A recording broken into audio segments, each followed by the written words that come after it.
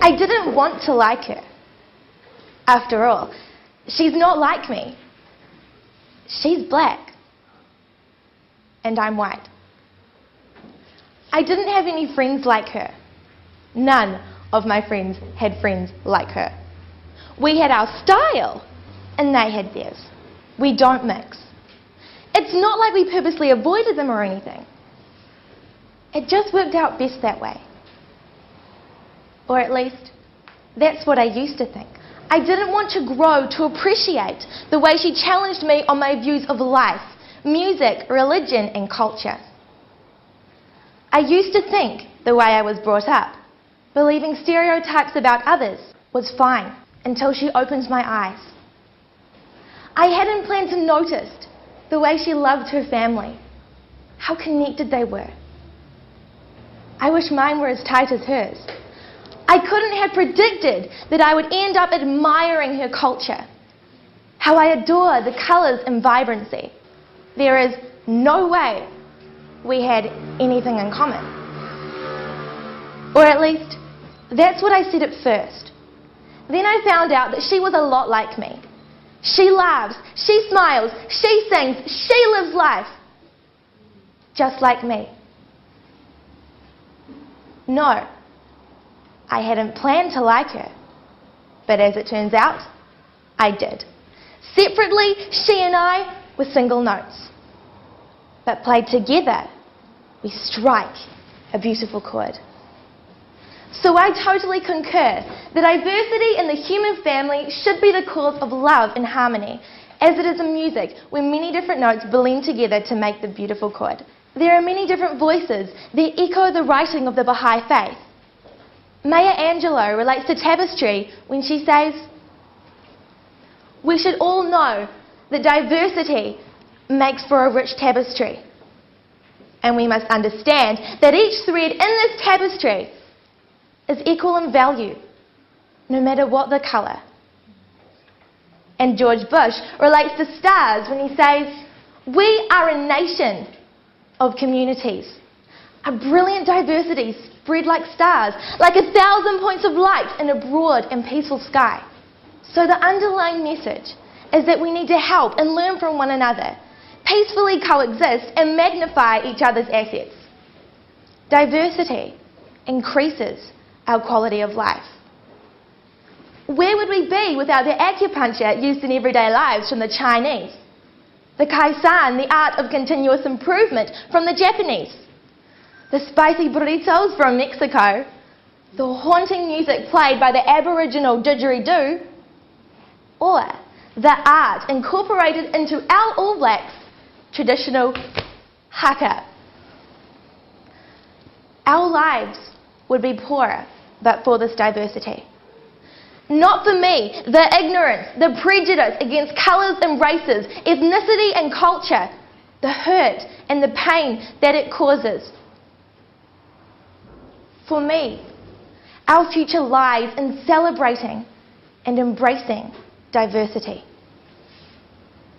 I truly believe that if we put our hearts and minds together, that we can change prejudice, and that generations to come can grow up appreciating the glorious rainbow of diversity.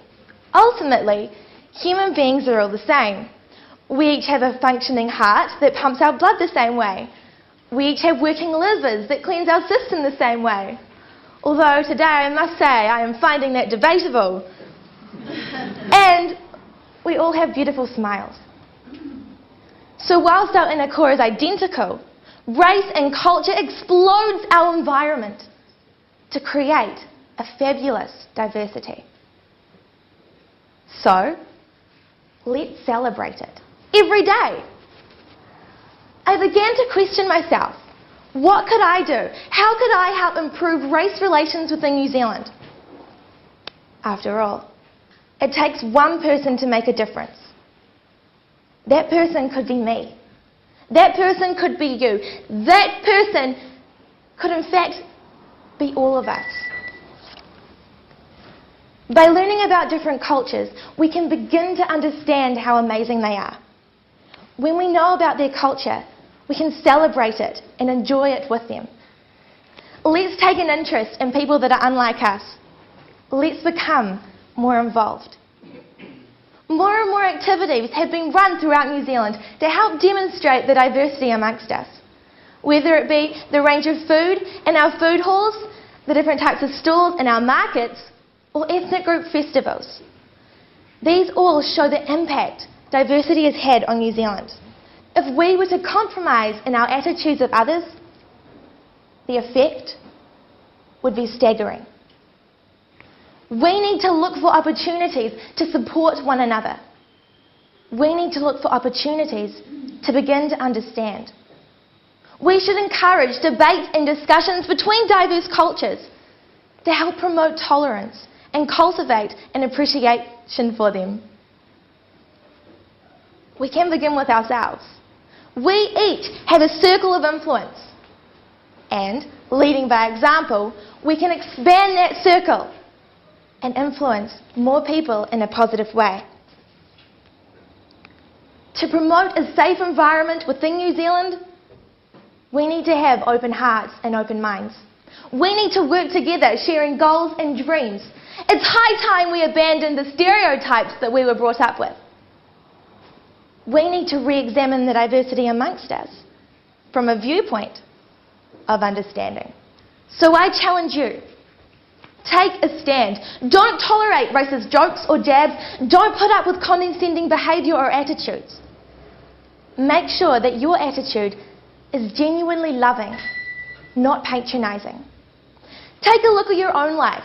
Do you actively befriend and talk to people who don't look like you? Or do you stay in a safe bubble with your homogenous friends? And take action. Seek friendships with those who are different from you. You never quite know what surprises will await. No, I didn't plan to like her, but as it turns out, I did. Separately, she and I were single notes, but played together, we strike a beautiful chord.